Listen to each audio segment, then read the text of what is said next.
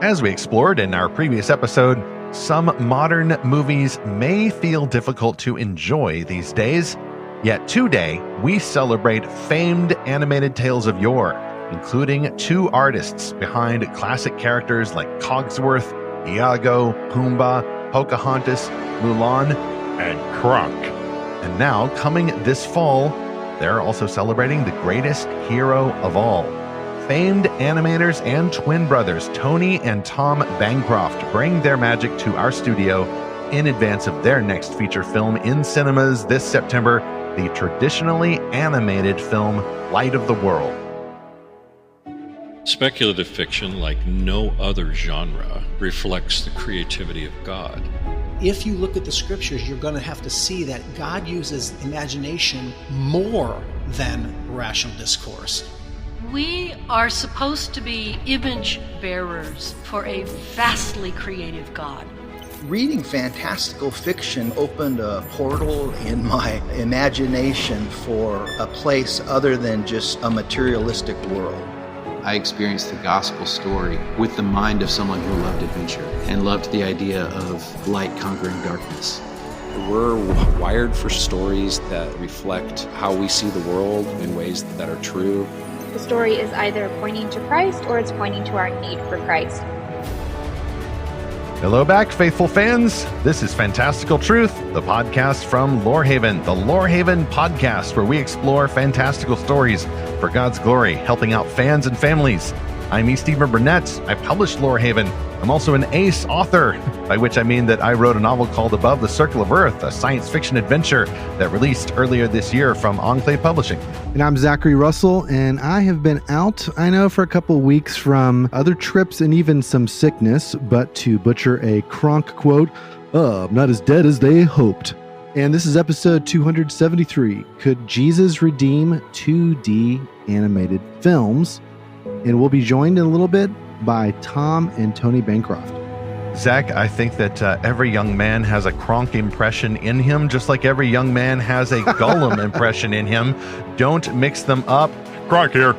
Cusco's poison. I think we'll have some Kronk impressions later on. It's kind of mandatory, but what's kind of fun, Zach, is that I recorded this interview before the Realmmakers Conference, Realmmakers Expo, a couple of weeks ago. So we got to manage our tenses properly here. But since I recorded this interview with both Tom and Tony, you and I have both met Tony Bancroft, who is at the expo, and he had sketches and cards and trivia and all kinds of fun stuff about his previous work. But there was also a booth for The Light of the World, which is this upcoming 2D animated film, kind of a speed run about the life of Jesus through the eyes of one of his apostles, who's seen a little bit differently in this story. And that is coming to theaters this September. Yeah, I am a Kronk super fan. We are always quoting Kronk around our house. And again, I'm trying not to butcher any more quotes, but it was really fun to meet Tony there and get a signed little postcard of the Kronk figure that he created. Kronk was his guy. And so it was amazing to bring that home and give that to my kids. It's just kind of a fun little surprise. I first discovered Kronk, I let Kronk into my heart. In college, it was my friend Stephanie that was like, you guys got to watch this Disney movie. And I was kind of in this phase where I'm like, I'm kind of grown out of Disney movies. And Stephanie convinced me. She's like, no, trust me, this one is great. She's like, it's kind of a sleeper hit. I've got the DVD. So a bunch of us sat down and watched it. And, The Emperor's New Groove played on our little, 17-inch TV or whatever we had in college. And it was just fantastic. What a funny movie from beginning to end. And it's just infinitely quotable. I talked with Tony about this. He's like, yeah, there's something about movies like this that are discovered by college students that make them go viral because college students will just quote them into sleep. I think a similar phenomenon happened with The Princess Bride. They're almost kind of in the same category of these two films because they both didn't do great in theaters, but then they were discovered later and their popularity increased, rightfully so, because animated films should be seen as for everyone. Cartoons, that's kind of a derisive term, and it may denote shows that are made specifically for kids, but animation, y'all, animation can be used to tell many different kinds of stories for viewers of all ages, whether kids or teenagers or college students or adults. You certainly see that with anime, but you see that also with a lot of Western animation. Of course, the classic Pixar animated films and the Disney animated films, they are meant for and acceptable to all ages. And I think I'd like to see that come back, especially, Zach, when we saw last summer, there was a Pixar movie that bombed. I talked about this in our last episode, 272. I think it bombed in part because it very clearly was meant only for little kids. Well, where does that leave the grown-ups with anything to do? Why not just wait until it comes out on streaming and then I can put it on for the kids while I get some work done in the other room? The best animated films offer a little something for viewers of all ages. And I think we should respect animation, whether it's the 3D kind that we usually see now or the 2D kind, which might be coming back. What is old is new again. So if Disney's not going to do it, and I don't think they are, contrary to some recent rumors, then we will see independent creatives pick it up, which includes Tom and Tony Bancroft, based on a lot of their experience with Disney. But now they're moving forward as well. A little over 100 episodes ago, we had Keith Lango, the animation director for the Wingfeather Saga TV series. This is episode 146. And he said something very similar about 2D animation, which is that you can see the brushstrokes, and even though they use Unreal Engine to sort of make it 3D, it's very similar to what Light of the World says. If you go to their website, they say, why 2D animation? It's because hand-drawn animation is a timeless medium that retains its beauty over many decades. It contains all the subtle flaws we've come to call human. To us, it's a fitting way to express our love and adoration to Jesus, the only unflawed person to ever walk the earth.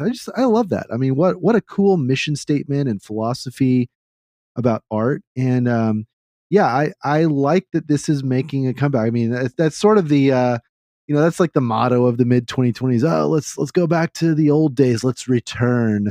And you got to spell it with the V instead of the U or whatever. Everyone wants to go back to the past, I guess.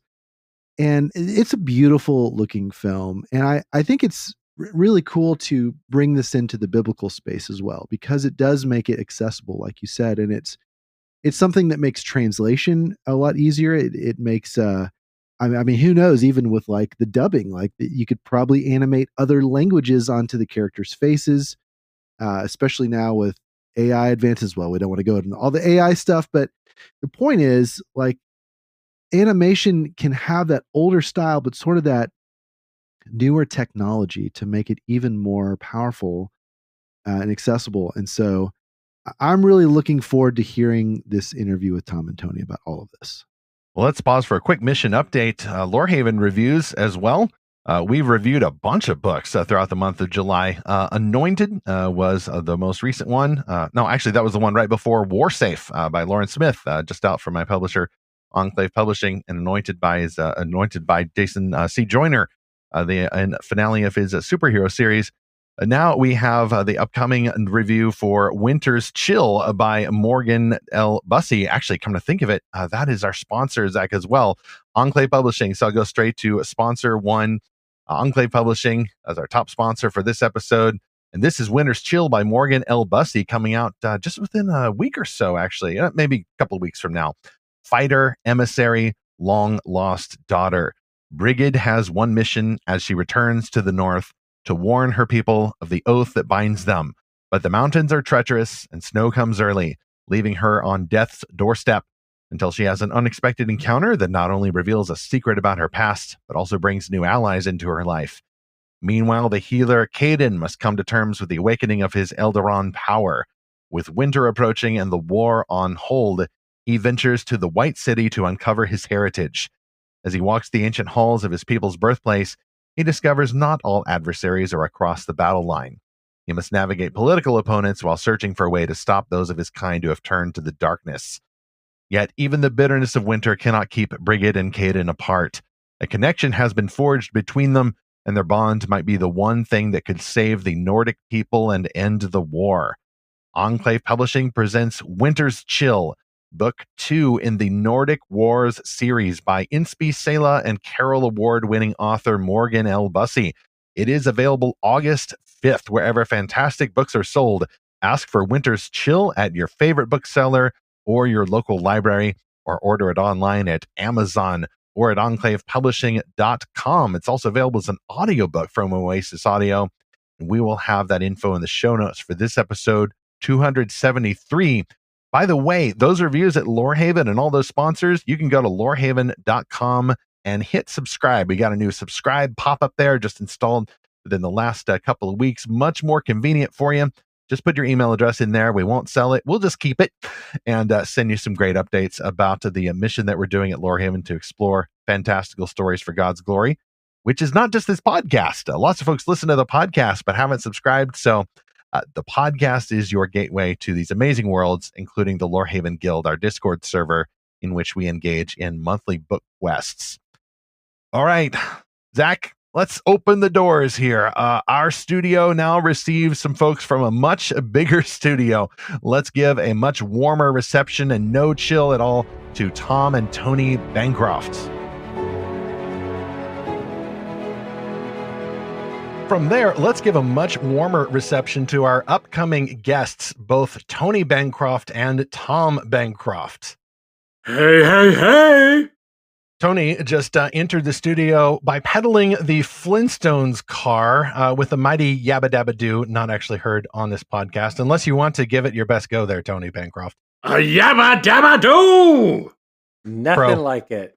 This chap's a pro. And Tom just entered via another prehistoric creature, actually, on the back of a Tyrannosaurus Rex, doing the Foley by himself. So appreciate that.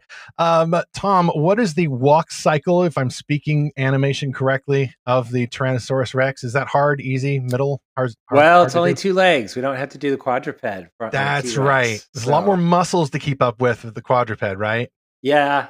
Unless it's pretty cartoony, no muscles. Okay. Just legs. Gotcha. And I've seen some of your art, and listener, I know you've seen both of these men's art because they both have decades of experience in the animation industry. And I got to get this straight because I think I read this right. You all are actually twins. So we got twins. Yeah, Tony Bancroft has done 30 years in the animation industry, animated films, videos, commercials, short films. He has his own animation company, Tunacious Family Entertainment. And I'm trying to get it straight too, because it says here in the bio that Tom Bancroft, 25 years of experience in the animation industry. And you've both done a whole lot of these animated films. Do you want to just rattle them off really quick before we go on? Who wants to and identify your name or just silly voice? Just a quicker correction. It's 35 years for both of us. You got just older information, and Tony doesn't have Tunacious anymore either. But gotcha. We'll need to update those then in the show notes. We're getting to the good stuff. But okay. Yeah. So go ahead, Tony. What are your... Well, we both worked on Rescuers Down Under. We worked shortly on a short before that, Roller Coaster Rabbit with Roger Rabbit. We worked on Beauty and the Beast. That was 3,000 miles apart, but we can get to that later. We both worked on Aladdin. Beauty and the Beast, Aladdin next. That's right. We worked on Lion King together. We worked on... Then we split up a little bit. Tom worked on Pocahontas. I worked on Hunchback of Notre Dame a little bit. We met back together on Lion King. Oh, Lion King. We worked on Lion King together. And then we also worked on Mulan together. And then Tom did... a little bit of Tarzan, a short, John Henry, Pocahontas. No, that was before Mulan. Yeah. So, and you forgot Rescuers Down Under way at the beginning. That was way at the beginning, but also I did Emperor's New Groove, animated Kronk. Yeah, and of those, I've got to say, Tony, Kronk is my favorite. Do you all have any particular impersonations of the characters, or do you just draw them and then let the actors do their thing, like Patrick Warburton with Kronk? They hate it when we do it, but yeah, you can't. Tony does it. They're not here. Yeah, my Pumbaa is just like a deep guttural kind of Hakuna Matata. It means no worries. And then, hey, that's pretty good though. Kronk is, a little bit more Patrick Warburton centric, of course, with oh yeah, my spinach paws. We just got the poison for Yzma's poison. Poison for Cusco's poison. Oh yeah, it's all coming together.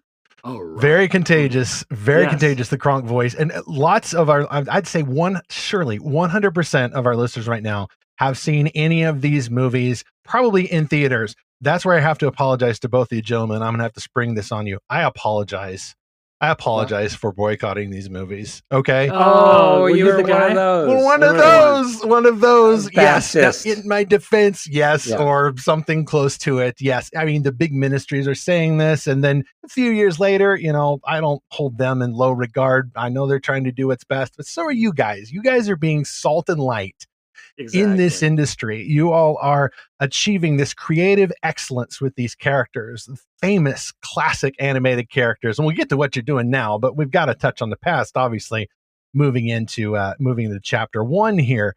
Once upon a time in a faraway decade, I want to know how either of you or both of you at the same time, who knows, because you grew up together, Yeah. discovered biblical truth and fantastical imagination in whatever order. Tom, why don't you start?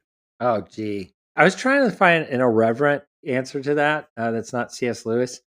And I almost went with Black Cauldron, but that would be all negative. I don't think there's a biblical truth to that at all. I don't know where you got biblical Um, truth out of Black Cauldron. That got me into animation, I will say. So fantastical imagination, though. That's the fantasy. fantastical. Mhm. Yeah, that's that fantasy part. But yeah, the biblical truth came before that, and I was a believer since about middle school, I would say, to high school. Yeah, I don't know where those two mixed. I can't think of it right now. I'll say mine if you don't mind then, Tom. Go ahead, Tony. You're boring us already. Yeah. For me, it's a very uncommon story, but it was very effective for me. When I was a child, I found a small little book that was Christmas songs, and it was the very traditional religious Christian Christmas songs, of course, like "Hark the Herald Angels Sing" and things like that that proclaim the gospel truths of Jesus being born and who he was. And I love that so much. I love Christmas. It's my favorite holiday. I love the songs. I love the classics.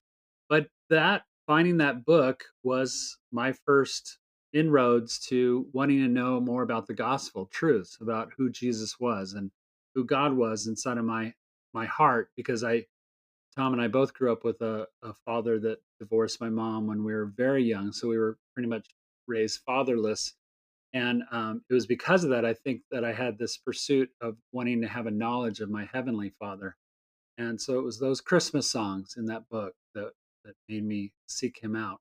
And that's another thing that some Christians are uncertain about is holidays, just like some Christians are uncertain about stories and fairy tales. And so from this foundation, y'all are not only faithful believers, but have gotten into this obviously easy to access industry. The doors are just wide open. All you have to do is show up with a few sketches and you're in. But who wants to tackle this one first? How to become a professional character animator in 10,000 easy steps. Go ahead, Tom. This is a good AI question. I wrote it myself, made by humans. You? Just so we know. Yes. Good for you. Extra points. By the way, I have a better answer for that last one, which is the Adam Raccoon books.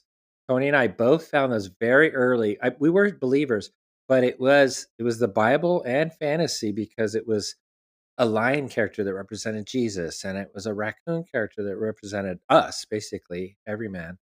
And in this sort of jungly kind of anyway, it was illustrated by Glenn Keane. And long story short, that was one of the biggest animators at Disney at the time, and he was doing this on the side. We didn't know. I think we first found it. I can't remember if we knew who Glenn Keane was. I think we did, but at the very least, it was a big influence because of anyway. It combined all of our loves, honestly. Gotcha. So Glenn Keane, if I remember right, he was also a believer, a very, very famous Disney animator, and the son of Bill Keane, the Family Circus cartoonist. Correct. That's true. Yeah, that's right. Yeah, and Glenn went on to a lot of success himself, he became like kind of the number one rock star at Disney, but also was very influential in a lot of people coming to know Christ at Disney, but also he spoke into the stories that we were making and really put more biblical allegory into his work on Aladdin, Beast from Beauty and the Beast. For himself personally, he wouldn't always share it with Disney, but he had sort of all of his characters were believers in his head. I mean, Ariel and Tarzan, and he would say, "This is how they're applying their faith in this story." And it was sort of Yeah, and that was Something he impactful for did. Tom and I when we were young Yeah. Christians and young animators. Now that is fascinating, and I don't even remember where it was. It was a Christian magazine of some kind. I'm pretty sure it was an interview with Glenn Keane. Just hearing y'all talk about that brought this to my imagination. Was he the animator of Marhute, the eagle from Yes. Rescuers Yep. Down Under? Okay, Mhm. yes, it was. And it's not like he's being totally quiet about this, but if you knew where to look, and I to this day remember a quote from him where he was talking about animating that scene where Cody tries to break the golden eagle free from the poacher's trap, and then is knocked off the cliff. Totally epic sequence, of course, by the way. Yeah. And then Yeah. the eagle swoops down and saves him. And Keane is in this quote describing how he's thinking, of course, about the scripture verse, "They will soar on wings like eagles," and the trust that scene builds between them. This little Australian boy who needs to learn to trust the eagle, and the eagle needs to learn to trust him, and this Yeah. dance between their characterizations with hardly any words, just the soaring score and the even more soaring animation. Yeah. Wow. Yeah, that's a deep dive, but that's spot on. I've heard him tell that story. Okay, back to your question. 10,000 easy steps. Yeah.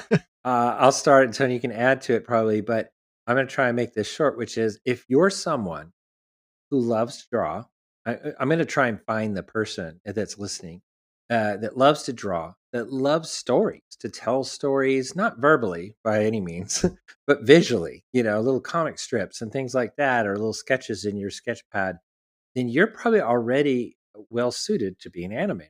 The next steps would be then to learn how to make that character move.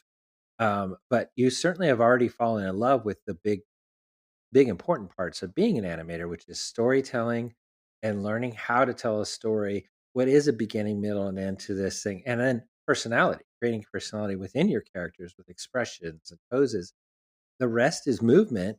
That last element, which is the hard one, I will admit, that's the one that takes a lot of experience and just practice.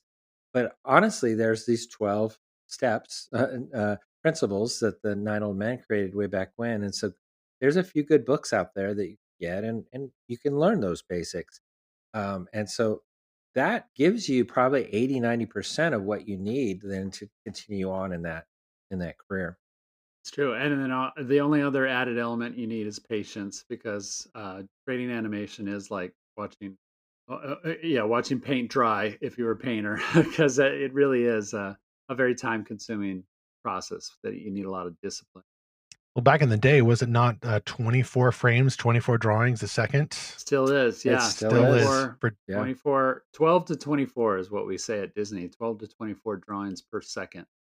So if we did 3 seconds of animation in a week, we were getting a pretty good pat on the back. That's amazing. It's just totally cranking them out there. And yet, with so much emphasis on excellence, I mean, everyone remembers the Disney Renaissance, starting with The Little Mermaid. I remember starting with The Rescuers Down Under. Like that, to me, that was our favorite growing up. In fact, just recently saw The Little Mermaid for the first time, like a few years ago. Disney Plus enables us to catch up with some of these things. Yes, gentlemen, and Snow White.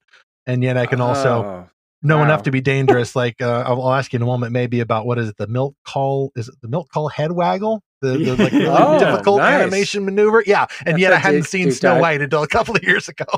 Or Little Mermaid. Skipping leg day. Or Little Mermaid. Yeah. And I really enjoyed it. I mean, especially at the end with spoiler alert, y'all, the King Triton sacrifice and things like, it's basically a Christian movie. And I love knowing that there were believers there all along working with excellence, but not thinking they had to stamp John 3:16 on it to make it a Christian story. Many stories are far more powerful when they're shown, not told. And that sensibility of excellent heroes and heroines continued across your animation. Beauty and the Beast, of course. Mulan. I don't know if we've mentioned Mulan. Was it Tom who directed? You co-directed Mulan? Tony. That was Tony. It's Tony, my bad. 1998. Yeah. Okay. I think we did leave Mulan off the list. I think we stopped too early. No, I did mention that we both. It was literally the one you co-directed. Just to specify too, it was the OG, the animated one. And I remember hearing about Mulan in advance because my folks stopped by Disney World, and it was then called the Disney MGM Studios, and they said the first totally in-house animated picture being made here is called Mulan, and that's coming out in a few years. So I guess you were in that room somewhere when they still had the studio tour. We were, yeah. Sweating it out. True. And I was blessed to get the opportunity to design and animate Mushu in Mulan. Mushu, So it's a big Dishonor on Your Cow. family. Yeah. Yeah, it's a big family film for us, honestly. Yeah. That's fantastic. And then, of course, Emperor's New Groove, which I'm actually won't belabor it, but I'm familiar with the story of its original version and then the salvage into a buddy comedy, and It that's went been through well a documented. lot, and there was a movie, a documentary about those dark days and how much it changed over the years. But that's not a very uncommon story, Mm. though, for all the Disney features. They all get beat up pretty Well, that's well. probably one of the most extreme. But Tangled even more so. There's a lot of people don't that's know right. that Tangled Yeah. was in production and development for something like 16 years, 18 years. It took a long time, a lot of iterations before it came to what it was.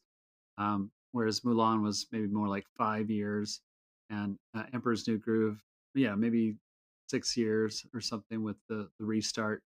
So that's why these things can take a long time too. Is we want to get it right, and getting it right is not always fast. That's for sure.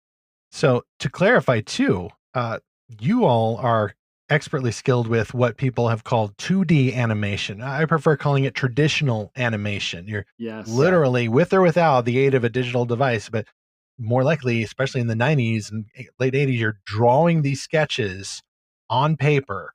Right. And then someone comes along and they copy it, they color it, but you guys are responsible for the original drawing, the movement, all of that.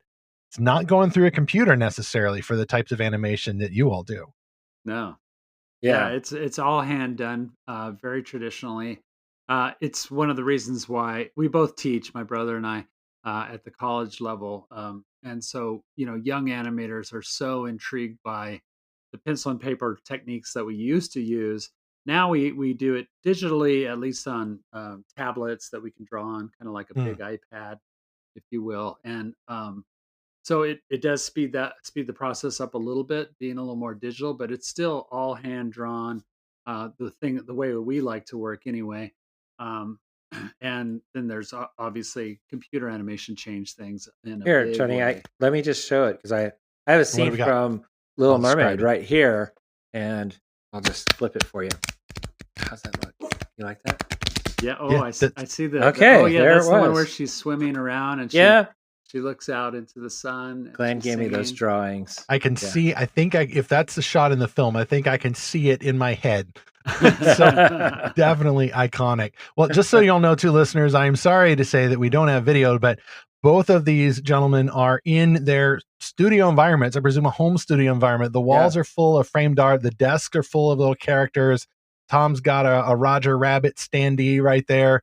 Family photos. It just looks like an extremely cozy and, for me, intimidating place.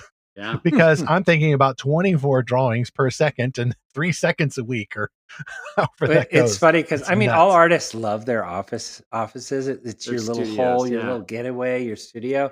But I feel like animators do even more so in that because you're going to be living there, the rest of your life, and 90% of your time it feels like is in that room. So yeah, you got to try and make it homey. Well, and this is, speaking of fantasy, I guess, this is where we could shut the door and just get lost in a piece of paper or doing a drawing, and time just stands still when we start working because you get into a zone, just like a writer or anybody creative. You could find that zone that you kind of fall into, where all of a sudden, I know this happened to Tom and I so many times. Our wife will just pop in and go, it's dinner time, right? You're like, no, I've been calling I thought you. we just had lunch. What are you talking about? I've had a few moments like that recently. I've been getting into outlining a sci-fi story. I put on these kind of sci-fi music-ish kind of white noise type thing, and I do what I lock in, especially coming up with the plot points and all of that. And then my wife has to come up and say, "Hey, it's dinner time." I announced that like half an hour ago. Come back to Earth. Right. Well, right. and it's like that for us. We're passionate about drawing. We love doing it, but it's finding that kind of place where you can go into this fantastical world and create these characters, and it really is kind of like an all or nothing thing. You go into this zone, and it's such a creative place. I really liken it to a really strong devotional time with God, that Mm. you can really find this place where you see God, where you feel God is talking to you in such a and then time just doesn't matter anymore, or your worries of the day go away, all of that. That's kind of how it is for us when we start, really getting into drawing and creating a character too. Oh, that's a marvelous setup for the next chapter. But I have to ask both of you before we move into that, if you have, I know it's like maybe asking pick a favorite child, but do either of you, starting with you, Tom, have a favorite character for Disney or your own characters you've worked on or are working on now, or any other of these studios you've worked with? Mm. Do you have a favorite, or maybe just one that was of a particular challenge and felt really satisfying to finally unlock this character? Yeah, I mean, I do have a lot of my own characters now in the last few years that I do care a lot about, but I will say it's got to be Mushu, the dragon from Mulan. I, developed that character and designed the model sheets, but then also then had to kind of bring him to life in animation. And, there was a ton of challenges. And it's the challenges that you really remember the most. And that one had a lot. He became a very important character to that film. And I knew a lot was on my shoulders. So yeah, I'll never forget that one. Well, not to mention, I hear the director or co-director of that movie is really hard to work with. So, Yes. Tony, what about you? Both of Either us. Slave driver. a I know. project or an animated character that you found particularly challenging and or satisfying? Well, for you, Stephen, I'd like to say it's Kronk, and I do have fond memories of Kronk. But Patrick Warburton did so much of the heavy lifting on that. I felt like it was just my responsibility to keep it as funny as he is. So that was my challenge there. But Pumbaa, the warthog from The Lion King, was a character that I helped design, just like Tom on Mushu, helped design it, bring it to fruition. He was. I had to discover him. I had to find him a little bit more, and so I had more creative control over him because of the design element and just listening to the voice wasn't really enough. I needed to add more to it to bring out his full character, and so I love that challenge. It's awesome. I know a lot of folks found Lion King like, at the time just an absolutely groundbreaking epic, and now I can Yeah. say the same thing. And I got to say too, I think that was Hans Zimmer's big breakthrough, and his score for The Lion King still makes me cry. Just about all of his scores make me cry. Just that celebration of heroism in that traditional story, all of which one way or another, whether or not they're Christian lions, doesn't have to be Aslan in order to bring glory to God. So we'll talk about that in the next chapter. Every animated film has to start with a script, and a script, of course, is made by writers. So if you want some writing training, you'll be interested in our next sponsor, The Company, Kingdom Writers World Changers. Isn't it time for a real adventure? The company is now enrolling writing apprentices for this fall. The writing apprenticeship is a full-time, in-person college alternative for Christian writers who are serious about reaching big audiences with their work. Join The Company at their headquarters in Cambridge, Ohio to start living your dream as a writer. Apprentices improve their writing skills, learn to leverage opportunities within the publishing industry, and develop real experience marketing books. The company's apprenticeship also includes an in-depth spiritual development curriculum. You will learn and do so much, and you'll have a lot of fun doing it. If you dream of writing and publishing, this is the shortest path between you and your goals. Learn more and get started at this URL, writers.company. The company also offers a variety of online courses and resources for Christian writers who are serious about leveling up and breaking boundaries with their work. Check out their website at writers.company to begin your adventure today. So chapter 2, honoring the creator in animated craft. This is something we at Lorehaven are particularly fond of talking about. It is a biblical defense of creativity, not just human reasons and not just artsy reasons, although those are also fun, but because we believe, based on the holy word of God, literally, that God is our divine artist who is recorded in poetic history, breathing into his creatures, human beings, the imago Dei, the breath of life. Man became a living soul. You may actually say that God was the first animator. I'm sure that one or both of y'all have raised that comparison in a class somewhere. If not, you can steal it from me. We love the cultural mandate here, or some people call it the creation mandate of Genesis 1:28, where God gives the first command on record to Adam and Eve. And he says, be fruitful and multiply and fill the earth and subdue it and have dominion over the creatures. He appoints them, in a sense, regents over his world, over his kingdom, in order to make stuff using his stuff. Gentlemen, I put animation in the making of film and fairy tales and stories, whether it's with a big corporation like Disney or with the stuff that you all are doing now. I put that in the category as fulfillment of that call, and how much better now that you both know Jesus. I mean, you know the original creator, and he can work through you to inspire you, not like inspiring the Bible, but inspire that kind of creativity because you're just imitating what he's already done. Man, I love that. Yeah. Absolutely. And we I would totally not agree. disagree. I mean, when I teach, luckily I teach at Lipscomb University, which is a Christian college, and so when I talk to the students, I love your comparison of like, we as creators and creative people have the opportunity to create characters. We do, Tom and I, in animation, just like we've been talking about, bringing characters to life, and there's a lot of fun and joy from that. But you can't help but think about and not compare. We would never say that we're on the level of God creation, of course, but to be excited by that creation, be excited by the reminder that God created us, that God created everything in the universe at its utmost and the highest of perfection, and that we can just look at that creation and be inspired by it, to be able to find the stories out there that we think will come somewhat close to try and touch upon what God has already given us in His awesome inspiration. Um, that's really I'll cool. add to that there is that, and I don't, this isn't the right word, godlike moment, because that does sound bad. But there is that moment where you're creating a character where you start to understand it, right? You start to get like, it's, if you're writing the script for some of those people out there, or the text, the book, in our cases, the actual movement and the performance, meaning the expressions and all of that, the acting, where you start to go, oh, I know exactly what that character would do. I know, right? And I think a lot of that is God given. Like, and certainly we're copying what he's already done. He's done that for every single one of us and created us all individual and our own personalities.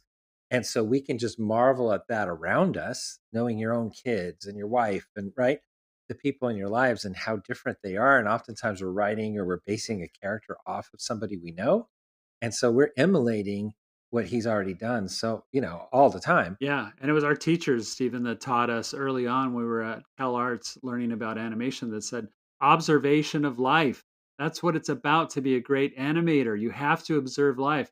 I remember many times we would go to a mall and sketch people, at a coffee shop or waiting in line for a theater show or something, because you're trying to understand who they are as characters, as beings. And we try and we caricaturize that. That's what we do, is we do a caricature of what we see in real life, and that's what makes our cartoon characters come to life. I remember the behind the scenes for Bambi and how they said they wanted to improve on the animation and appearance of the deer that they'd originally had in Snow White, which were characterized as, what was it, sacks of flour. They said, let's go a little more naturalistic. Let's see how actual deer look. So they brought in these fawns to the studio, or they went to a petting zoo or something in California, and they watched them and they sketched them and how do they behave when they're startled or curious. And suddenly it goes into the film, and studying God's creation, like you said, has now led to imitation of that creation. Only in this case, the creatures can speak. Yeah, we did that, Tom. Remember, we did that Yeah. on The Lion King. We invested a lot of time going to zoos. We had a guy from UCLA that came. He was like a specialist in animal anatomy and stuff, and he taught us classes and drawing muscular systems. Yeah, and bone Jim systems. Fowler came with animals, who was from Mutual of Omaha way back when, and he came and brought in lions and cubs and vultures and baboons. both in Florida and in California, because by then I was in Florida, Tony was in California. Yeah. But that was an amazing experience because it's so changing. I remember it changed me on, you get an idea of you see lions and videos and things like that, and they're just kind of over there, right? And you don't think of them as just as powerful as they are. But when we got to get in a little bit of line, and they kind of had somebody holding the muzzle of the front end of the mouth end of the lion, and this was like a teenage lion. I don't even think it was a fully grown one. And then the hindquarters, we could just touch the sort of the top of the hindquarter as we walked by the back of him, because they were holding the front. And just touching that, it was amazing to me. I immediately, it was just muscle. It was like this big piece of muscle that I was just lightly touching. And you could feel the power of the whole lion in just that little touch. And that kind of power, we needed it for the end of the movie when those two lions get into a fight, when Mufasa has to fight Scar and things like that. We didn't need it so much for the little cub version. I did young Simba. But I will say, having that understanding and that understanding of the power that they actually had, it brings a whole nother level and depth to what you create. Yeah. So just for myself, while you were saying that, Tom, I was playing in the back of my head the Hans Zimmer Lion King finale. I just had to make it sound a little more epic. It was already pretty epic, though. But speaking of lions, I mean, there's so much experience that you all have had, not just Disney. We just talk about Disney because, those are the big kahunas, but there's other studios you've worked for, at one point, Big Idea Productions and some others. But now we've got Light of the World. And I want to talk more about Light of the World. So now we've got a character who's a little different from the Beast or Mushu or Kronk, none of whom any of us are going to meet someday.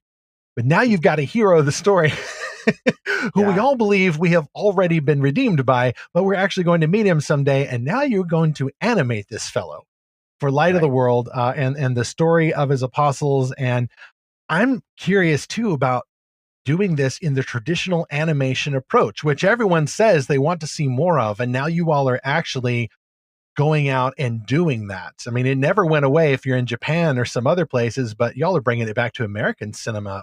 What is the origin of Light of the World, and how did either of y'all get involved with that? I'll start on this because I was the first one on, but I'm trying to do the short version. My co-director, we're not really co-directors, but we're each directing. We're director 1 and 2. Anyway, he approached me, and his name's John Schaefer. He was the producer of the Superbook show. And years before that, I had helped develop the Superbook show with John. So is this, just to be clear, is that the 3D animated remake? Yeah. Okay. Because I grew up with the 80s show with the Kim of the White Lion cast. Yeah. So that's my Superbook. I was hired to reinvent that, basically. Wow, okay. The anime to the new CG version.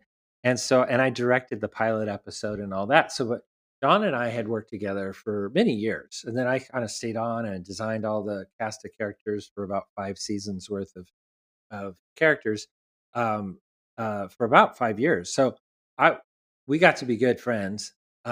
He had left CBN. He'd started over at TSP, the Salvation Poem Foundation, and they had hired him to do curriculum. But then one day they came to Matt, who owned the company and was basically the investor of the whole thing, and said, I feel called that we should be making a feature film about Jesus. And that was actually John's, and I don't even think Matt knew it at the time, that was John's dream. That was what he always wanted to do at CBN, but never got the opportunity to do. And so when Matt said that, he got so excited. And start figuring out what that's going to take. Literally, he said Matt came back the next day and he was talking to Brennan, his son, who was the executive producer or the producer on Light of the World, and said, so how's that coming along? And they hadn't done anything because they just thought, oh, well, that's down the road. No, he's like, no, we're going to do this now. And so, he had to do the crunch. Long story short, they get into trouble about a year later after they'd gone kind of different directions and kind of false starts and trying to find the story. And working with multiple studios that some didn't work out quite right. Long story there, of course, but that stuff happens all the time. They had decided, Matt had said at the very beginning, I want 2 things out of this. I want it to be a true story, like as true as we can get to, but a storybook telling of the last 3 years of Jesus Christ's, ministry and meeting the disciples and bringing them together. That part all the way to his death and resurrection, and that storybook version of that, which is very important. Which is that means we can play with the colors. That means that there's a little bit of freedom there of how we're going to put these sequences together. A little bit more fantastic, a little bit right, and that's stuff that nobody really does. CBN definitely wasn't doing it. They were very true to didn't say it in the Bible. We're not, you know. And Mhm. we had a little bit of extras that we had to add to tell this story, right? But based on history and all that, and we can go into that later. But the other one he said is, I want it to be 2D animation. And because I feel like that is classic and it won't go away. That CG kind of looks dated already. And we're kind of seeing a cycle of all the Pixar movies looking alike.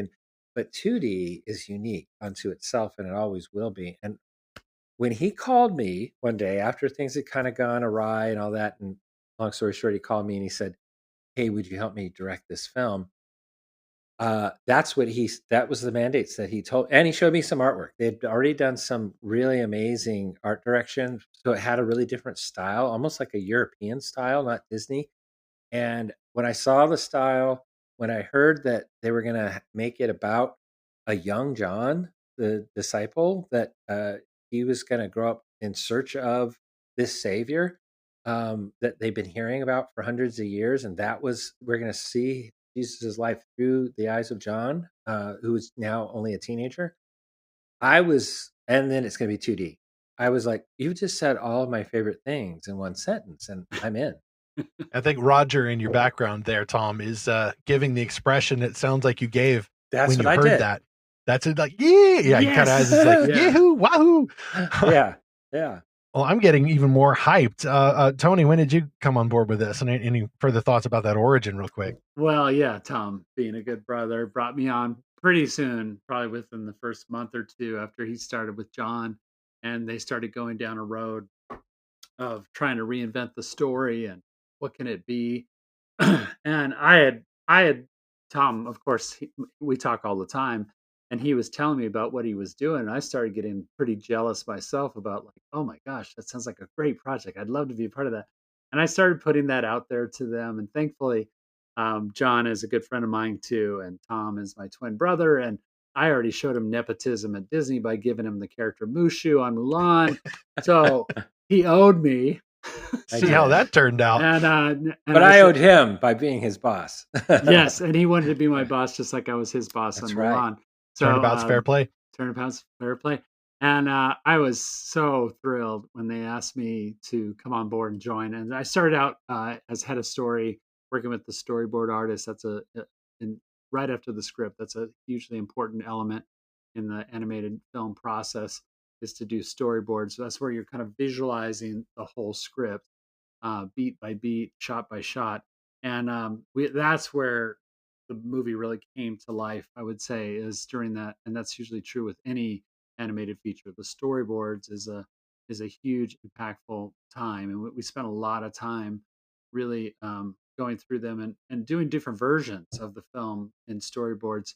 We probably reboarded it 3 times before the final was done, before we went into production and actually started animating.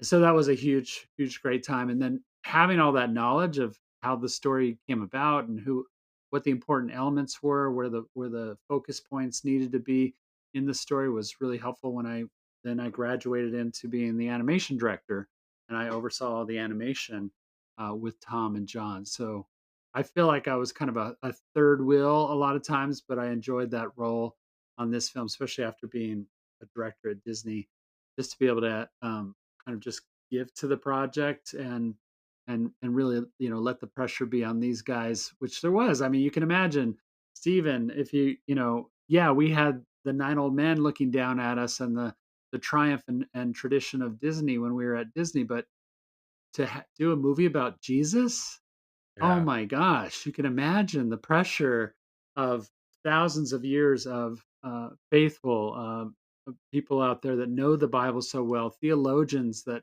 spoke into this, and all of that. And then we had to try and find a way to make it entertaining and impactful, and really capsulize the gospel truths within that. That was a lot. That was so much. Well, when I look back at it, I'm just amazed at how far we came with that story. And there's going to be people that just heard you say that, Tony, and go, "Oh, and we had to like take that story and make it work." And well, wait, isn't it? Isn't it the greatest story that's ever been told? That should be easy, right? It's not. It is the greatest story that's ever been told only because of the grandness of what Jesus did, right? The amazing sacrifice that he made. You're never going to beat that story. I agree. And if you just tell that story, people will follow him, right? And they have for thousands of years. But the the hard part is now making that digestible to a child and not have to explain every little tangent. Oh wait, we just talked about sacrificing sheep. No, okay, now we gotta. Well, that's pretty important to explain why he dies, right? Why he feels like he needs to die for our sins. Well, now we got to explain why this, because we don't do that anymore, and U.S. kids especially are not going to get that. Okay, do we now explain that and go down that and do a whole sequence? I mean, you can easily make a 3-hour movie, 4-hour Right. movie out of just these last 3 years of Jesus's, preaching, his His life. ministry, yeah, and we had Yeah. 80 minutes to do it in with animation. So, um, thankfully, there's no songs. I will say that up front, even though we come from the 90s Disney era of songs. We decided early on not to do songs. Maybe the next one will bring in songs. Well, I just pause the movie and play your favorite Christian worship song or hymn or yeah, something, and there you Yeah. go. if you got So to get your songs. Well, I'm also intrigued because this is a time, as y'all know, when we not only have a lot of Christians who, have their biblical canon of Jesus, but also now there's some fictional adaptations, including at least one animated film, and of course, The Chosen, and yet there will be more adaptations of Christ. Biblical fiction is big right now. And yet what you all are doing is special. For one thing, it sounds like your main character is John, and it is yeah, John as more of a teenager in your Yeah. retelling, which, by the way, repeats a secret that I've heard the other guys say, is that the secret is Jesus is not the main character. I mean, yes, he is, but you can't make Jesus be the audience viewpoint character. He is too perfect. He's literally holy. There are theological and creative reasons not to do that. You've got Yes. to have the audience identifying first and foremost with a human character who's broken and sinful and struggling and needs Jesus. That's that's usually the a whole better story. key. Yeah. I mean, you hit upon it right up, and it took us a bit to kind of find that, but we knew that ultimately we wanted the audience to connect with, especially a non-Christian audience. We wanted them to connect with a character that was maybe in the same place that they were at as they sat and viewed the movie in their seats in the theater, which is, does this, I've heard of Jesus, I've heard all the, the stories and the legends and all that. What was he like? Is he real? And John had to make up his own mind about how he felt about this savior, this Messiah that was coming. And in our story, that his dad is kind of one-sided. He kind of believes, but that's, we don't, nobody knows when Jesus is going to come. This Messiah, sorry, not Jesus, but Messiah is going to come. Don't worry about that. We got to fish. We got to take care of our family, responsibility first, family first, and all that. And then his mom was the opposite of that. In our story, Salome is the one that's loving and gracious, and she talks about her faith very openly with her son, and talks about this Messiah that is most certainly coming and may already be here.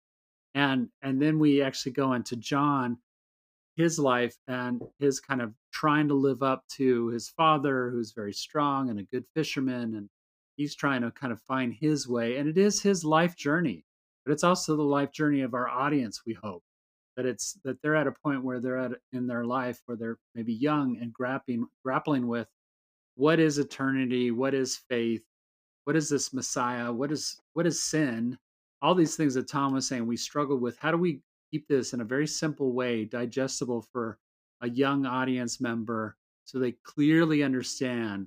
And we used a lot of allegories of like light and dark. I mean, it's called Light of the World for a reason, but we use light and darkness not only in the art direction. There's scenes where people are in shadows or out of, come into the light, and it's very much a subtle, thematic that we introduce throughout the movie, and then sometimes it's very blatant, how we use in the. I don't want to give away too much, but there is a crucifixion scene, of course, with Jesus at the end, and the darkness and the light really play into that in a really impactful way. So that's the great thing about animation, Yeah. I think, is that in a storybook kind of way, capsulize bigger concepts, bigger thematics in a very simple way that's very understandable. It's not easy. None of it is ever easy, but Yeah. animation has this kind of magical ability to do that for people because it's otherworldly. Fantastic. Just to jump on that, the magic is when all things go right, you don't have to have dialogue. You just show it visually. Yes. And with color, with all the art direction that you have applied, hopefully that message still comes over without words. And when you get to that level where you've got enough things going for you, story wise and art direction wise, and you can pull that off, it's much more powerful. And it's what filmmaking is supposed to be about. Oh, now you got me really hyped there, Tom, because you're not just talking now about a movie or a cartoon, which is sometimes that word is used to kind of to minimize the effect of powerful animation. You're talking Right. about cinema here. Yeah. And so, I mean, we got that in the backdrop, and I'm thinking in particular about the possibilities of showing light dark clashes at the crucifixion, and that is something that a 3D, a computer animation can kind of do, but there's something to that classic traditional animation that just cannot be replicated. And the classic Disney films have done this, and lots of other traditional animated films and shows have done this. I'm really looking forward to seeing how you all do this when Light of the World opens. I believe I heard September 5th this year. September Correct. 5th is when it Yeah. comes Okay. out in theaters. That's just in the US. It will have openings internationally too. There has to be translations done and stuff like that. So it'll be a little later, but September 5th throughout our country of the US. Please go see it and support this movie. That's what we really need. I think people really came out for King of Kings, which was an awesome film too, and really had the great production value. I think story wise, people are going to really connect with our movie, and production wise, I feel like it's really up there with a lot of Disney films that Tom and I helped work on. Well, we'll put the trailer in the show notes for sure. And of course, just so you didn't miss it there, listener, they did say in theaters. This is going to theaters. We're trying to Yes. redeem animated films at the theater before it goes to streaming or disc release or anything. There's nothing like that experience of going to the cinema with other people and sharing in this kind of story, which is something that I am hoping to do. Let's go to chapter 3 in just a moment. We'll talk about the future of fantastical animation. First, I got to talk about my story for just a moment. Third and final sponsor is myself with my science fiction novel, Above the Circle of Earth, launched a few months ago from Enclave Publishing. This is a science fiction novel. It's perfect for teenagers and older readers. Grown-up characters, high stakes, set close to the homeworld. That is where the fight for the space mission begins. Brock Rivers never wanted to be a repairman on Mars. Years ago, he failed to protect his family. Now he labors across a frontier planet to keep his children alive and escape cause. But the spacefaring humanist regime is taking over Martian colonies, forcing all to join the secular state. Back in Brock's homeworld, his people summon him to fulfill old hopes with a new dream. After decades of cultural isolation, they plan to restore missions for the 22nd century, voyaging beyond Earth to share the gospel in space. Brock must find a ship and recruit a team of misfit believers. They expect opposition from the formidable cause, but not from a more deceptive enemy. One adversary attacks from the shadows to destroy the faithful.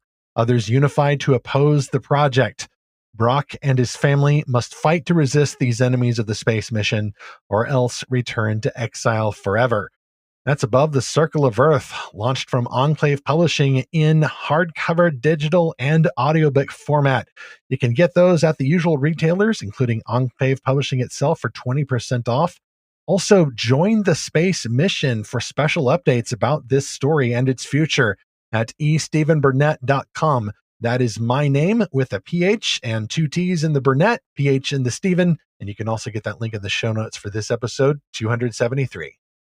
All right, chapter 3. We just talked about the future, but how about a future that's a little closer to our timeline? The future of fantastical fantastical animation. I wanted to say imagination, and I got it kind of combined there, but really it is imagine animation. Sure. Hopes for Light of the World. You guys obviously want this to work, but I'm seeing as well, as we just saw, even though I'm saying in the past tense, we're recording this before the Realm Makers Expo.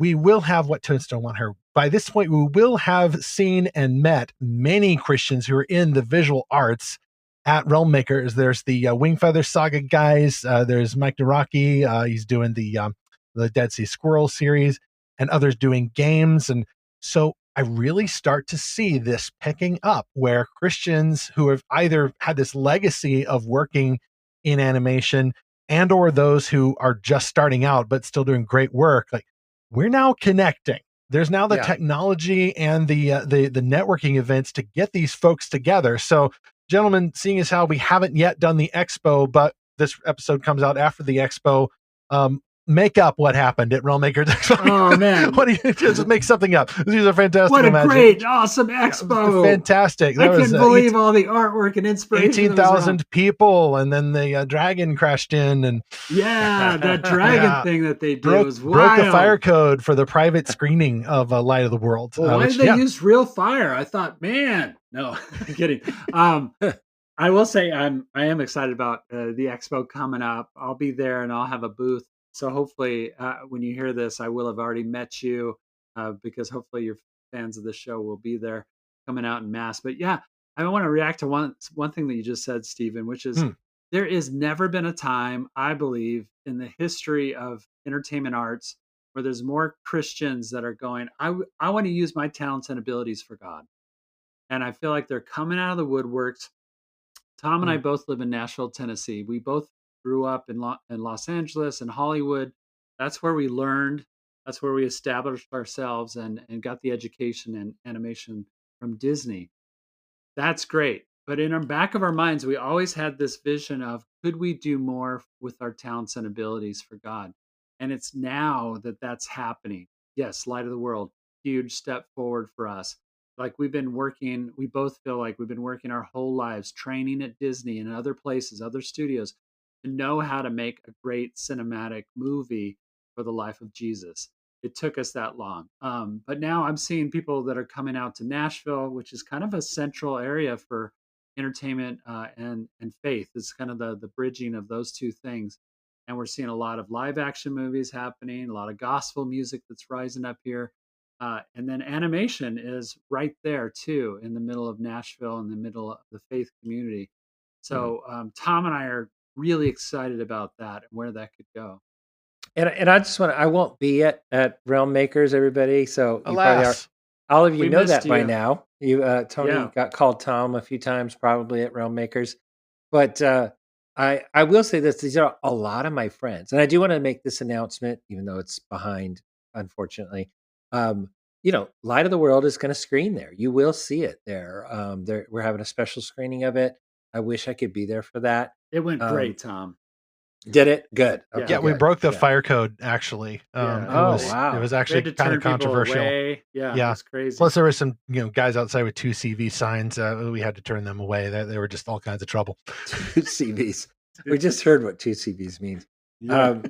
But I would say this is like, I'm connected to, as Tony was kind of hinting at with the Nashville connection, a lot of those projects. Like, so Mike and I helped him develop Dead Sea Squirrels, not the story, but the actual animation, and brought in the animation studio, helped create the pipeline for it, and designed a lot of the characters or adapted them from the books to animation. Same with Superbook before that. Same with VeggieTales. I helped create the 2D Larry Boy show. And so that's where my heart is all the exciting new projects that are coming out. I didn't touch Wingfeather. I can't claim anything on Wingfeather Saga. But we know those guys very well because they're right here in Nashville also. And that's Chris Wall and his team. And just an amazing projects that they're all doing. I couldn't be more proud and happy with where Christian entertainment is going. For so long, it was all VeggieTales. We're finally seeing that next steps, right? How many years did it take? 10, 20 years before we had real next steps and it's entertainment that is Christ focused. I love it, and I'm here for it. So honor what's good about big Hollywood, but next up, big Nashville. Hooray for Nashville. I noticed that it was becoming a bit of a hub. We had Mike Naraki on a few years ago, and that was when they were still developing the show. So now we've come full circle. It turns out that you were involved with that as well. So lots of y'all know, lots of others, and yet I can only see more opportunities for this. what's even better that I see just as a fan is that y'all are hoping to do this with excellence. It doesn't look like you're doing that thing that some Christians have said, like, well, I made a thing and it's Christian, so y'all need to support it. But y'all are adding that important middle ingredient of making an excellent thing that just happens to be made by Christians. So support it if you want to see a great story, if you want to see art done well for the glory of God in style, not just in substance. Absolutely. Thank I you. think, that's something that drew me to being in the industry anyway, in the animation industry, was that feeling of, I really feel strongly that God calls us as Christians to be excellent in whatever he puts us to, the path that he sends us on. And I do believe that we are, Tom and I, and Christian entertainment folks in any way, that we are in a ministry, a very specific ministry of telling stories, bringing people to God through storytelling. And yes, sometimes that is, secular movies for Hollywood. You could call that training, but I also think of it as, we are out there being lights in a dark area. And I think God calls us definitely to be that, no matter where you work. Why wouldn't that include Hollywood and places like that? I know that as a co-director on Disney's Mulan, that I had an effect. My faith, my Christian faith, had an effect on that story, and I'm proud of that. And I know that what it would have been if I wasn't part of that. And so we need to be in leadership areas within the entertainment community where our voices can be heard. And I'll tell you what, after seeing where Disney is going and Pixar is going recently, people are listening to what the Bible Belt folks are saying, and especially if they have experience in Hollywood. That's good, because I want to see everybody succeed. I know Disney and Pixar and them, they take a lot of flack right now. I think they could right the ship, and I think that we need those kinds of stories for sure. I saw a headline or rumor recently which said that Disney might be going back to traditional animation. Now that intrigues me a little bit, but if they do get back to that and not just the CG stuff, which is also terrific, then in this case, might be the smaller studios. It might even be some Christians who actually kind of blazed the trail back the way we came. That's true. Well, Tom, we're all hopeful for that. Yeah.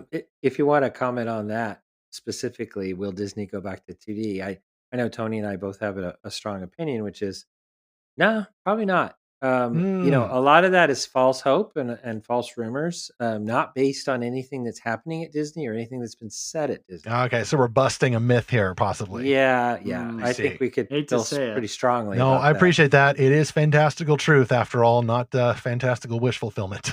But there's also good 3D. Tangled is one of those. Like we can love stories regardless of how they're animated, but there's just something about that traditional animation, isn't there?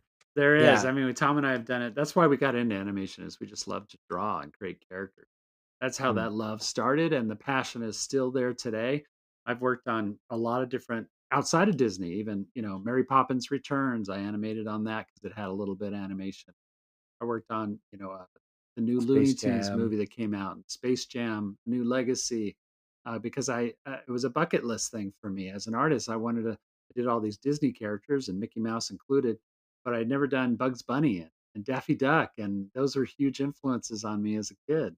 So I'm thrilled to say I've been able to animate childhood dream characters. Oh, that's fantastic. And listeners, as we draw to close, if you want to see some of their sketches from both Tony and Tom, I've been not trolling. I've been stalking their Instagrams a little bit and seeing some of these amazing sketches that they have and all kinds of updates about the stuff that they're working on, short films, things beyond Light of the World. So, Tom, start with you. Where can folks follow your work, not just Light of the World, but any further animations beyond that? I'm pretty much everywhere. I just don't do Facebook and X like very much at all. I'm there, but I don't look at it. So yeah, please go to Instagram. I'm Tom Bancroft 1, the number 1. And then I'm on TikTok also, just Tom Bancroft. All right. And I'll get those links in there too for your URLs. And Tony, Instagram as well. It's Pumbaa mostly right? I'm Pumbaa Guy. Pumbaa Guy. And Pumbaa with two has A's. 2 A's, right? Pumbaa Guy on Instagram, and Pumbaa Guy on TikTok, and Pumbaa Guy on Facebook. Kind of very consistent that way. And Tom and I have a podcast that we do. We really love animation, so we speak into that. But it's also a great place where we share our faith too as we go. and it's called the Bancroft Brothers Animation Podcast, and that releases every 2 weeks. It's on Spotify, it's on iTunes. It's the #1 rated animation podcast in the universe. We'll just say that. Probably. But yeah, go check that out too if you're into animation. And I'll put all those links in the show notes as per usual arrangement with the podcast. Y'all know what you're doing there as well as with the animation. It's been great hanging out. You guys have been in some much more famous studios than ours, but ours gets elevated by your visit. So greatly appreciate that. Thank you. Godspeed to both of you all. And I look forward to have already been seeing at least half of you at the Realm Makers Expo. Nice to meet you, and look forward to that too. Thanks. Sorry I missed you. Well, what a great interview with the Bancroft brothers, and how fun to see two siblings at the same work. That is really, really cool. I can't wait for this movie to come out in September. I definitely think it's something our family will go see in theaters, because it's kind of rare nowadays that we can have the family, movie theater experience. There's just not as many of those as in previous decades, I guess. So looking forward to seeing Light of the World. For our comm station, we have a question for you, our listener. What are your favorite traditionally animated classics or newer shows? So send us a note to podcast@lorehaven.com or find us on social media. We want to know, what do you like in 2D for animation? Next on Fantastical Truth, lately we have drifted into talking a lot about movies, and that's probably a result of all of these summer aspiring blockbusters that we are seeing. But now we're also seeing a lot of criticism about these movies. Folks who seem to think, well, it's all slop on the screen anyway, so why don't we just cut out the human middleman and outsource these movie makings to a computer? Will AI replace Hollywood, or should it? I have strong views. Zach has other views. It will be a fascinating conversation, and it would seem to mark the end of an incidental trilogy about filmmaking and Christians and fantastical stories. So that's our next episode. Meanwhile, I want to advocate stories made by humans, a favorite little hashtag of mine, starting with humans like Tom and Tony Bancroft and all of the amazing humans whose work we saw at Realm Makers, the Realm Makers Expo. Hopefully we'll talk more about that in the next episode as well. The expo is fantastic, not because we are using tools to make the stories or outsourcing our work to these tools, but because the image of God is in these people, and we can make stories for his glory even better if we know him. So let's keep enjoying these stories on screen and in book form as we continue to seek and find Christ's fantastical truth.